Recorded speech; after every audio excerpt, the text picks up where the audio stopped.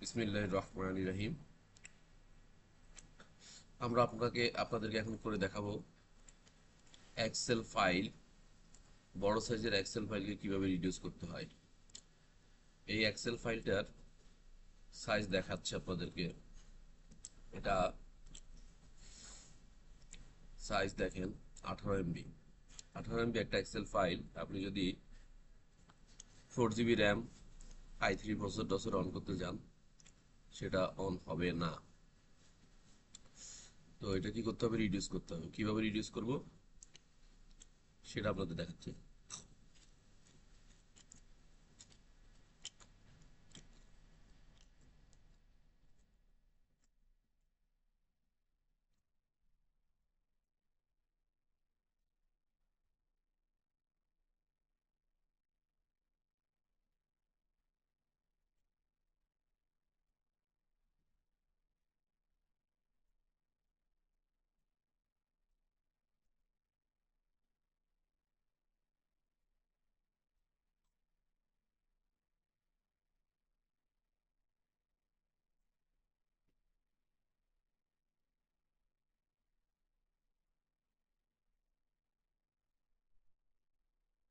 দেখলাম তো এটা অন করতে কত সময় নিল।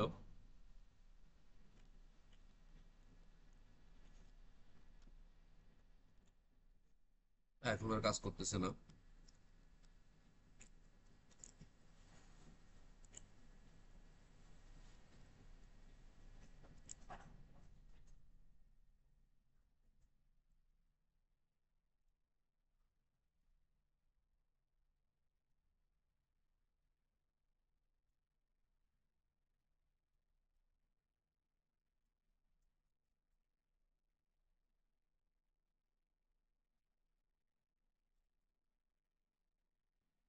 যে এখন আমরা যাব ফাইলে। ফাইলে ক্লিক করব, সেভ এস করব ডেস্কটপে। ডেস্কটপে কুইক সামারি, নিউ নিউ এইখানে যে হচ্ছে পয়েন্ট, এক্সেল ওয়ার্কবুক না দিয়ে আমি বাইনারি এক্সেল ওয়ার্কবুক দিয়ে দিব। সেভ এস হয়ে গেল। আমাদের ফাইলটা সাইজ কমে গেল। এখন আমরা চেক করি আমাদের এই ফাইলের সাইজ কত ছিল, এটা কত হয়েছে। এটা মূল ফাইলটা ছিল আমাদের 18 MB।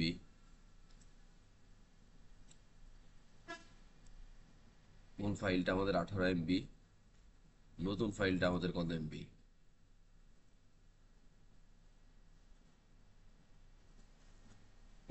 নতুন ফাইলটা আমাদের 8.66 MB। আমরা যারা এক্সেল নিয়ে কাজ করি, প্রায় আমরা এরকম সমস্যায় পড়ে থাকি। 4 GB র্যাম i3 প্রসেসরে 10-12 MBর পরে আর এক্সেল চলতে চায় না।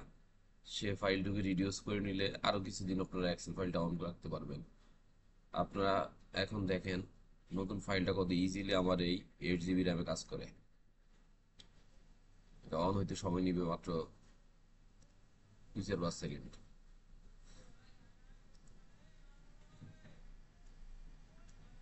তখন খালি ঘুরতো আর ঘুরতো। জি, সেভ করলাম, হয়ে গেছে। ধন্যবাদ সবাইকে।